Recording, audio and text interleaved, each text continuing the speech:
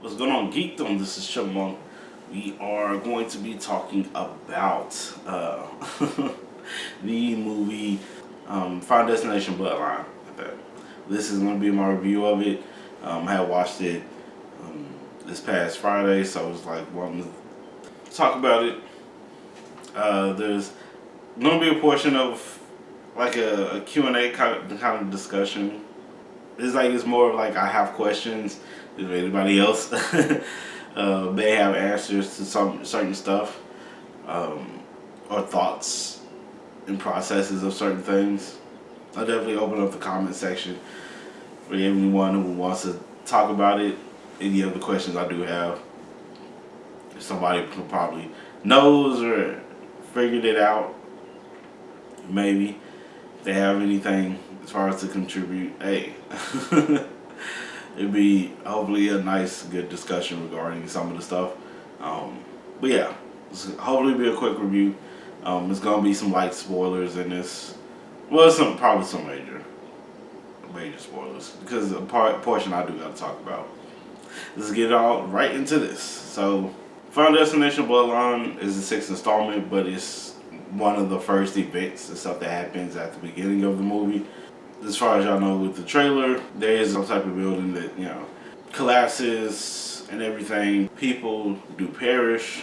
The granddaughter is the one that actually sees all this, and she dreams about this a lot. She goes and tries to seek answers. She contacts the grandmother who's staying in the cabin for the last 20 years. Didn't believe her at first, but then after seeing, because seeing is believing, I was part of it, she then tries to figure out more family members start perishing. So she tries to tell the rest of the family, hey, this is all in grandma's stuff. This was her book, all in details of what was happening. They didn't believe her at first neither, and then more people start getting eliminated, so they try to all get on board into everything. So they just try to fight to survive in this in the last moments. As far as just everything goes, Rotten Tomatoes, both the critics and audience liked it. It's like it was around in the 90s last time I had seen for both. It wasn't a bad film whatsoever. I actually liked the story of it. I think they did great with the story. I did think it was too much CGI for a whole bunch of stuff. I like practical effects. Especially with a film like this, practical effects would be so much more awesome. But when it comes to like all the CGI stuff, it does kind of get like it doesn't make you wince or feel real bad when it comes to it because you can see the CGI, you can tell it's not real. So it's like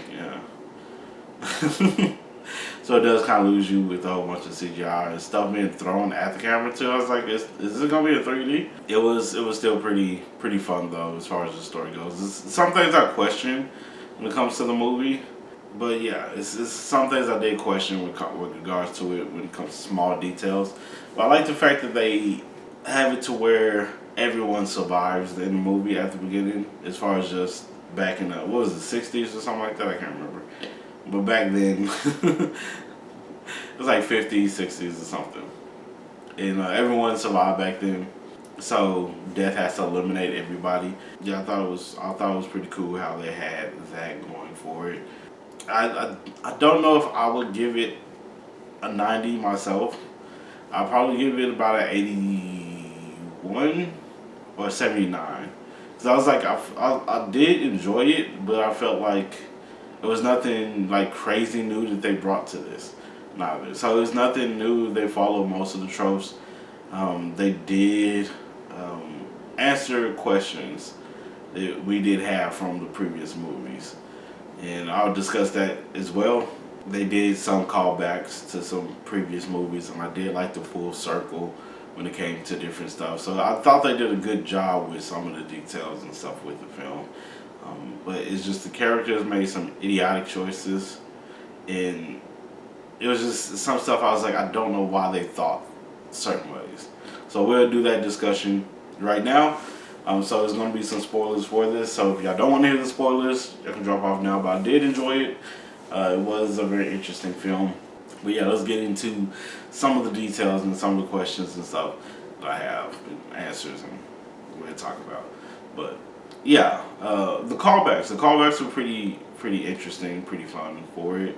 The callback mostly I kind of felt with 1 and 2, especially 2, because we find out that yes, if you do flatline, you do break the cycle of death. So that was confirmed. Because before we didn't know, because, well, I would say it was hard to tell if that was actually the case. Because I think it was like 3 or, I want to say it was 3. There was a newspaper, news clipping or something of the 2 survivors from part 2 stating that they had passed away. So I was like, huh. So did it work? Did it not work? But they didn't get murked at the end of the movie like all the other ones usually did. There was someone that did get got. So 2 is the only one that didn't really do that for the main characters. They did it for a different character, but it didn't do it for the main character. So we do know that it does break the cycle as far as if you do pass away and come back alive, new life. That was definitely talked about through this movie. Also, of course, with 5, if you take a life, you take their years. They did discuss that. Also confirmed that if you if you do bring new life that wasn't supposed to be there in the first place, because in 2 they thought, I think her name was like Gabriella or something. If she had her baby bringing in a new life that wasn't supposed to be born, that would break the cycle, but that wasn't the case. We find out that death is still going to come for you and your family because you're not supposed to be born. So yeah, so that's confirmed as well. So we got like a couple of confirmations when it comes to stuff. And some of the callbacks, like there was a train derailment, like with the 3rd one, there was a train derailment at the end that took them all out. So definitely was wild. I want to say I did like Tony Todd as far as just his last performance. I'm glad they gave him a lot more time to just speak and talk, which it did feel like he was speaking to the audience when it came to life being precious and stuff like that. So you gotta really do enjoy your life, and it's something that I do say is a good thing. I know people mostly go with enjoy your life and everything, blah blah. They think of like short-term fulfillments. Short-term fulfillments to me is like going on that vacation and then drinking, partying, and doing whatever. To me, that's short-term fulfillment when it comes to enjoying life. I think of more of a long-term fulfillment that makes you happy, brings you peace of enjoyment. That's what I typically think of. Enjoying life is just being there with your family, just being there with friends. That don't have to be like big parties or traveling. You just spending time with people that you care about, and or build a family, or to me those are enjoyments and stuff that you get that time and you get those things. To me, that's enjoying life, because those things are very precious. Having a family, having friends, close friends, and everything. That's fulfillment. That's fulfillment. So I don't know. That's just my viewpoint of it. But we also find out that Tony Todd's character is on the list, that he learns through the grandmother of everything that happened. So he does his own investigations and stuff like that when it comes to the whole death, taking people out. So that's how he knows about it. And also that he helped the grandmother in the building, in the cabin. Which, I'm going to jump to this, since I'm already on the subject of him helping the grandmother in the cabin. I'm going to jump to it because this is another question I have that I think is really ridiculous as far as just the movie goes. Why would you think this cabin is safe? Why the freak would you think this cabin is safe? Is in the safest place? Because at the end of the movie, they go, oh, we need to keep the mother alive at least, and she needs to stay there for years. That way, it protects everybody else. How the freak is this cabin set? Because it was the same as what you call from one. He was trying to fortify a home that had a whole bunch of deadly stuff in it. And the same with this cabin. It's a whole bunch of deadly stuff in it. How is this safe? I'm like, it's so much things can go wrong in that freaking cabin.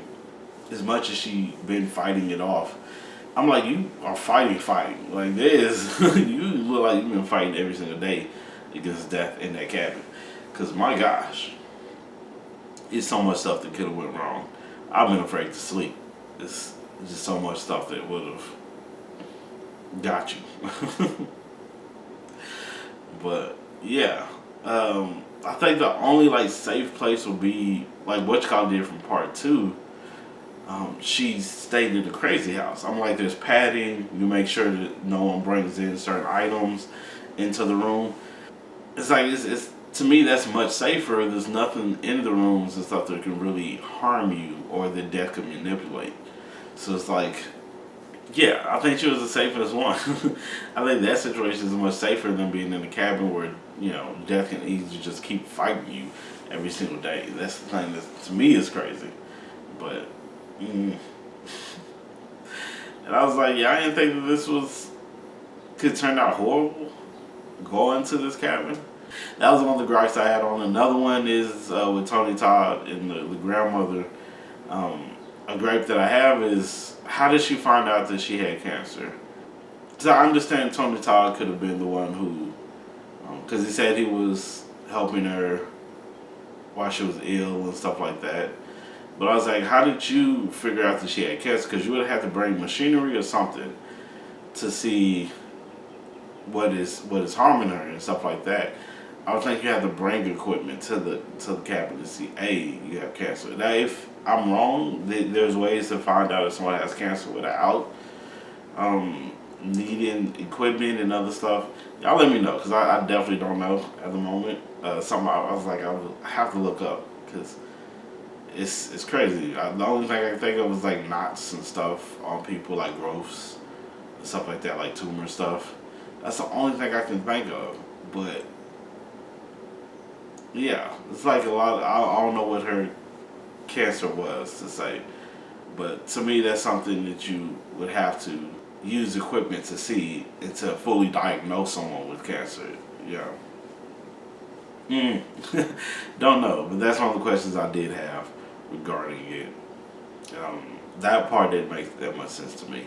But I did like the layout when it came to death taking its time having to take out everyone on this list. To me, it also made me think maybe a lot of the events that happened in the movie, well, in this series of movies for Final Destination, were due to the sphere and what happened and the grandmother saving everybody there. Because death has to circle around and try to take out all these people.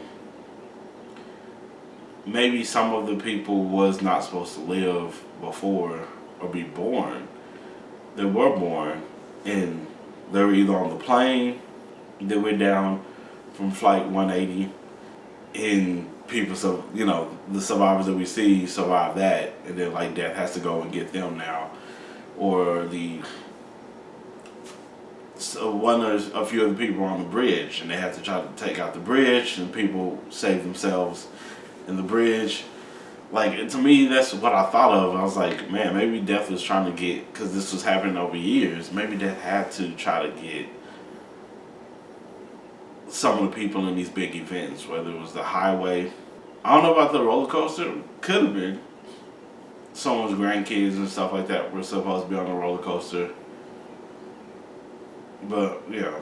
I don't know all the characters' history and stuff like that, but could have been.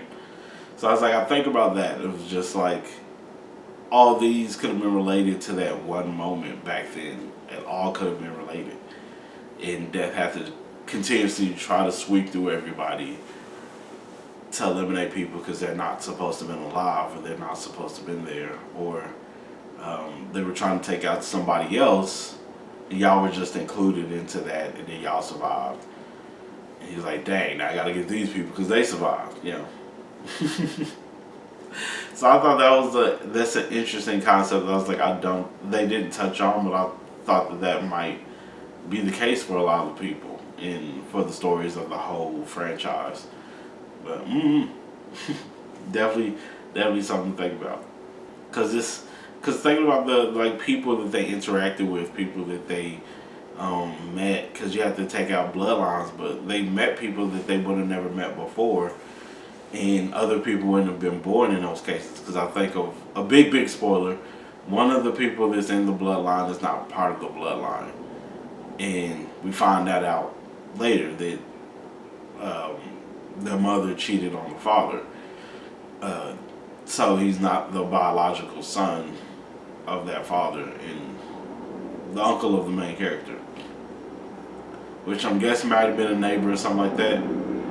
So yeah, there's interactions and stuff that people do. It's the whole butterfly effect thing that I think of, because he would have still never been born if it wasn't for the father's grandmother or the father's mother surviving. Because he would never been born, he would never met his wife. The wife would never had that affair or met with the neighbor. So he would have never been born anyways. So wouldn't death have to clean up people who weren't on the list but were affected by them surviving? Because it's a whole butterfly effect type of deal. So it's like you change people's lives in reality from one instances of meeting them. You know, meeting them or crossing paths or leaving early, like you affect other people's lives.